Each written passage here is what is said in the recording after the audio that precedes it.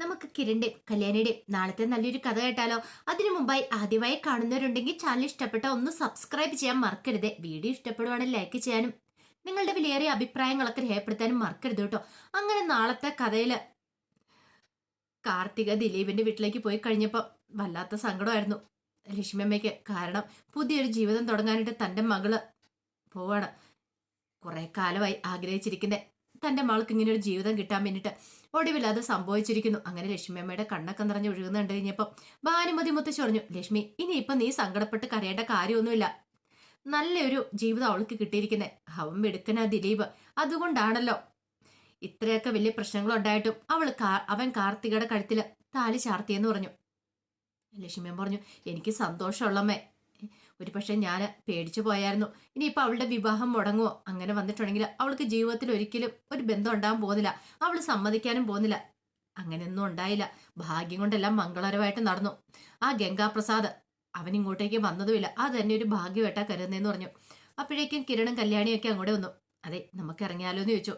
അങ്ങനെ അവരെല്ലാവരും കൂടെ വീട്ടിലേക്ക് പോവാണ്. വീട്ടിൽ ചെന്ന് കഴിഞ്ഞപ്പോൾ രതീഷും വെയിലും അവിടെ ഉണ്ടായിരുന്നു. അങ്ങനെ രതീഷിനെ വേലുവിനെ മാറ്റി നിർത്തിക്കൊണ്ട് കിരൺ സംസാരിക്കുവാണ്. കിരൺ പറഞ്ഞു, ഒരു കാര്യം ചെയ്യാം, ഇവിടെ നിന്ന് നമുക്കൊന്ന് സംസാരിക്കാൻ പറ്റില്ല. നമുക്ക് ഇതിനെക്കുറിച്ച് പ്ലാൻ ചെയ്യണം. നമുക്ക് പുറത്തേക്ക് പോകാന്ന് പറയണം. ഇവിടെ നമ്മൾ മാറി നിന്ന് സംസാരിക്കുന്ന കണ്ടിട്ടുണ്ടെങ്കിൽ പിന്നെ അത് മറ്റുള്ളവർക്ക് സംശയത്തിന് ഇടയാവുമെന്ന് പറഞ്ഞു. അത് കേട്ട് കഴിഞ്ഞപ്പം വേലു പറഞ്ഞു, അങ്ങനെയാണെങ്കിൽ അങ്ങനെ ആട്ടെ സാറേ എന്ന് പറഞ്ഞു. അങ്ങനെ അവര് മൂന്നുപേരും കൂടെ പെട്ടെന്ന് തന്നെ പുറത്തേക്ക് പോവാണ്. ഇത് ഭാനുമതി മുത്തശ്ശിയെ കണ്ടു. ഇതെന്ത് പറ്റി പെട്ടെന്ന് പുറത്തേക്ക് പോകുന്നേ? ഇനിയിപ്പോ ആ ഗംഗാപ്രസാദ് എന്തെങ്കിലും പ്രശ്നം ഉണ്ടാക്കി കാണുമോ എന്നൊരു ചിന്ത മനസ്സിലേക്ക് വരുന്നുണ്ട്. ആ സമയത്ത് കാദംബരി ലക്ഷ്മിയമ്മയൊക്കെ അങ്ങോട്ട് വരുന്നേ. അപ്പൊ അവരോട് പറഞ്ഞു, അല്ല വേലുവിനെയും രതീഷിനെയും കൂട്ടി കിരൺ മോൻ എങ്ങോട്ടാ പോയെന്ന് ചോദിച്ചു. അത് കേട്ടതും ലക്ഷ്മിയമ്മ പറഞ്ഞു, മിക്കവാറും കിരൺ പോയത് കാർത്തിയുടെ അടുത്തേക്കായിരിക്കും എന്ന് പറഞ്ഞു. കാർത്തിക മോളുടെ അടുത്തേക്കോ? അതെ, ഇനിയിപ്പോ പോകുന്ന വഴിക്ക് അവർക്ക് എന്തെങ്കിലും പ്രശ്നങ്ങളൊക്കെ ഉണ്ടാകാതിരിക്കാൻ വേണ്ടിയിട്ട് ഗംഗാപ്രസാദ് അങ്ങനെ അവരെ പിന്തുടരുന്നുണ്ടോ നോക്കാൻ വേണ്ടി പോയതാണെന്ന് അറിയില്ല. കാദംബരി പറഞ്ഞു, അത് ശരിയാ, അതിനും വഴിയുണ്ട്.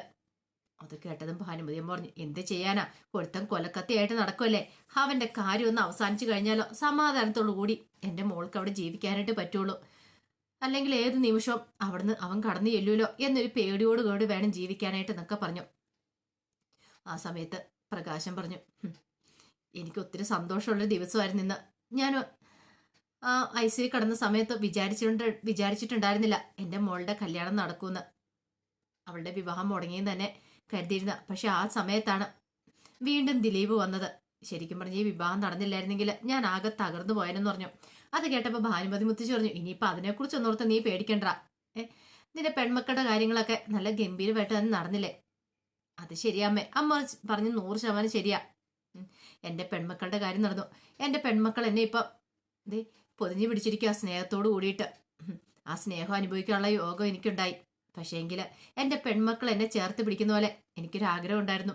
എൻ്റെ മകൻ വിക്രം എന്നെ ചേർത്ത് പിടിക്കണമെന്ന്. അവൻ നല്ല വഴിയെ തന്നെ വരണമെന്ന്. പക്ഷെ ഇനി അത് പറഞ്ഞിട്ട് കാര്യമില്ലല്ലോ. എൻ്റെ മനസ്സിലൊരാഗ്രഹമുണ്ട്, അവൻ നേരായ പാതയെ വരണമെന്ന്. അത് കേട്ട് കഴിഞ്ഞപ്പം ഒട്ടും സഹിച്ചില്ല ഭാനുമതി അമ്മയ്ക്ക്. ഭാനുമതി അമ്മ പറഞ്ഞു, എടാ അവൻ ഈ ജന്മത്തിൽ നന്നാവും നിനക്ക് തോന്നുന്നുണ്ടോ? അമ്മേ, ഒന്നുമല്ലല്ലോ, ഞാൻ അവന്റെ അച്ഛനല്ലേ. എനിക്ക് ആഗ്രഹമുണ്ട് അവൻ നേരെയായി കാണണമെന്ന്. എൻ്റെ പെൺമക്കൾ എന്നെ സ്നേഹിക്കുന്ന പോലെ അവൻ എന്നെ സ്നേഹിക്കണം. അവന്റെ സഹോദരിമാരെ അവൻ സ്നേഹിക്കണമെന്ന്. ഇത് കേട്ടപ്പോൾ കാദംബരി പറഞ്ഞു, എൻ്റെ അച്ഛൻ വേറെ എന്ത് വെള്ളം പറഞ്ഞു. അവന്റെ കാര്യം മാത്രം പറയരുത്. അവന്റെ സ്വഭാവം അറിയാലോ. അത് മോളെ, ഞാൻ അവനെ ഇങ്ങനെ വഷളാക്കി വിട്ടത്. പെൺമക്കളോടുള്ള ദേഷ്യം കൊണ്ട് അവനോട് കൂടുതൽ സ്നേഹം കാണിച്ചു. ഒടുവില് അവൻ എനിക്കിട്ട് നല്ല പണിയും തന്നില്ലേന്ന് ചോദിച്ചു. അപ്പോഴേക്കും കല്യാണി അങ്ങോട്ടേക്ക് വന്നിട്ട് പറഞ്ഞു, അതെ ഇനിയിപ്പോൾ അതിനെക്കുറിച്ചൊന്ന് സംസാരിച്ച് സമയം കളയണ്ട. നല്ലൊരു ദിവസമല്ലേ, നമ്മൾ സന്തോഷിക്കുകയല്ലേ വേണ്ടേ. അതും പറഞ്ഞിട്ട് കാദംബരിയെ ഭാനുമതി മുത്തശ്ശിനെയൊക്കെ വിളിച്ചിട്ട് കല്യാണി അകത്തേക്ക് അങ്ങോട്ട് കയറിപ്പോയി. അതേ സമയത്ത് കാർത്തികയും ദിലീപും അങ്ങനെ എല്ലാവരും കൂടെ ദിലീപിന്റെ വീട്ടിലേക്ക് വരിക. ആദ്യം രേണു പോയി അകത്തേക്ക് പോയി നിലവിളക്കൊക്കെ കത്തിച്ചുകൊണ്ട് വന്നു. അതങ്ങനെ കാർത്തികയുടെ കയ്യിലേക്ക് കൊടുത്തു. കാർത്തിക വലതുകാലി വെച്ച് അകത്തേക്ക് അങ്ങോട്ട് കയറുവാണ്. കുറച്ച് ഫ്രണ്ട്സും അവരൊക്കെ മാത്രമേ ഉണ്ടായിരുന്നുള്ളൂ. അല്ലാതെ ബന്ധുക്കാരൊന്നും ഈ വിവരങ്ങളൊന്നും അറിഞ്ഞിട്ടുണ്ടായിരുന്നില്ല.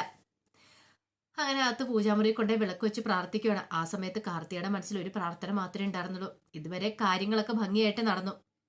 എൻ്റെ ഭഗവാനെ, ഇനി അങ്ങനെ തന്നെ ആയിരിക്കണം. തനിക്ക് എന്ത് സംഭവിച്ചാലും പ്രശ്നമില്ല. പക്ഷെ ദിലീപേട്ടന് ഒരു പോറൽ പോലും സംഭവിക്കില്ലെന്ന്. ആ ഗംഗാപ്രസാദ് ഇങ്ങോട്ടേക്കെങ്കിലും വരരുത് എന്നൊരു ചിന്തയുണ്ടായിരുന്നുള്ളൂ.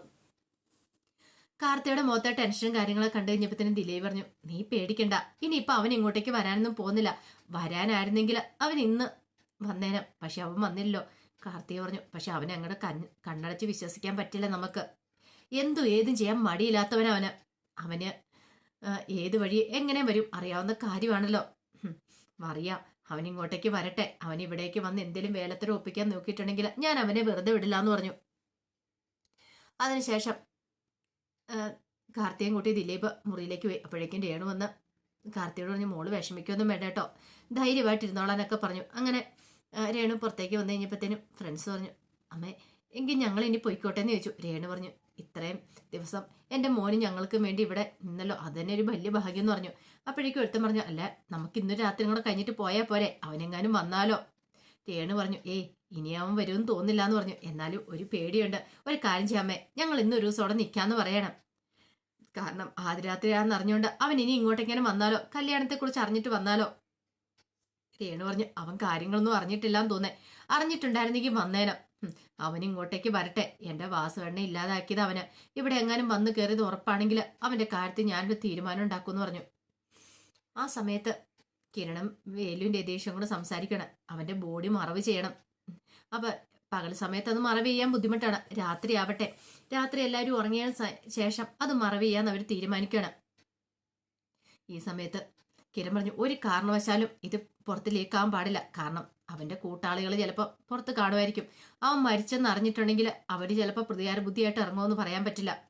അത് കേട്ടപ്പോൾ വെയില് പറഞ്ഞു, ഇനി ഏതോന്മാര് വെള്ളം വരട്ടെ, നമ്മളെ മെയിൻ ശത്രു തീർന്നു കഴിഞ്ഞല്ലോ. ഇനിയിപ്പോ നമ്മൾ പേടിക്കണ്ട.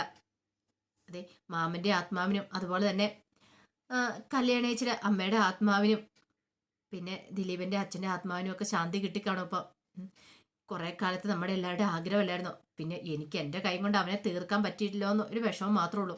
കിരൺ പറഞ്ഞു, ആ കാര്യം ഒന്നും ഓർത്ത് വിഷമിക്കണ്ട, അവന്റെ കഥ കഴിഞ്ഞല്ലോ, അതെന്നെ ഭാഗ്യം എന്ന് പറഞ്ഞു. ഈ സമയത്ത് കല്യാണി വിളിക്കുവാണ്. കല്യാണി വിളിച്ചിട്ട് വെച്ചു, കിരണേട്ടത് എവിടെയാന്ന് ചോദിച്ചു. അല്ല അത് ഞാൻ പിന്നെ പുറത്താ. അല്ല കിരണേട്ടനെ കണ്ടില്ല, കിരണോടൊന്ന് പറഞ്ഞില്ല പോയപ്പം. അത് പിന്നെ കല്യാണി പെട്ടെന്ന് ഞാനും കൂടെ പോന്നു. എന്താ അവിടെ എന്തെങ്കിലും പ്രശ്നം ഉണ്ടോ എന്നൊക്കെ ചോദിച്ചു.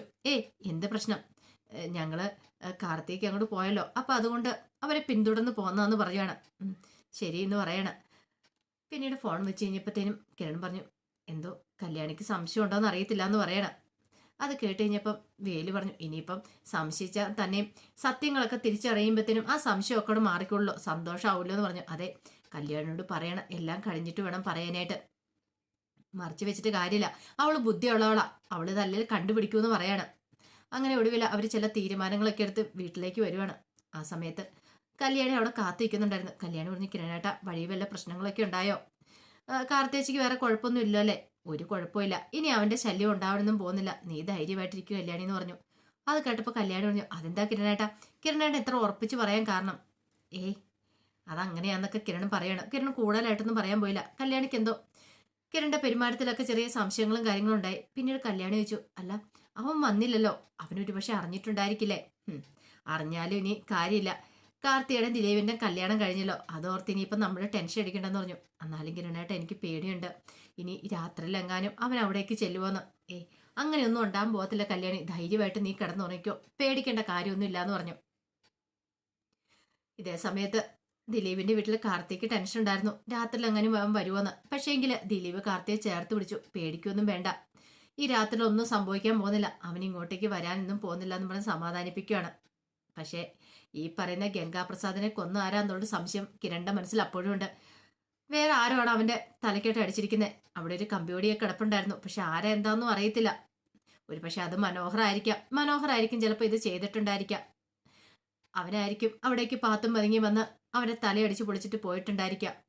ഒരു പക്ഷേങ്കിൽ ഇനി വൈകിയ വേളയിലാണെങ്കിലും അവസാനം കിരൺ അറിയും അത് ആരാ ചെയ്തെന്നുള്ള കാര്യം. മനോഹർ അല്ലാതെ വേറെ ആരെങ്കിലും അത് ചെയ്യാൻ വഴിയില്ല, ബാക്കി എല്ലാവരും അവിടെ തന്നെ ഉണ്ടായിരുന്നല്ലോ. അപ്പൊ അതിന്റെ വിശേഷങ്ങളൊക്കെ നമ്മൾ കാണാൻ പോകുന്നത്. ആ വിശേഷങ്ങൾക്കായി നമുക്ക് എല്ലാവർക്കും കാത്തിരിക്കാട്ടോ. ഒരിക്കൽ കൂടി എല്ലാവർക്കും ശുഭരാത്രി നേർന്നുകൊണ്ട് നിർത്തുന്നു.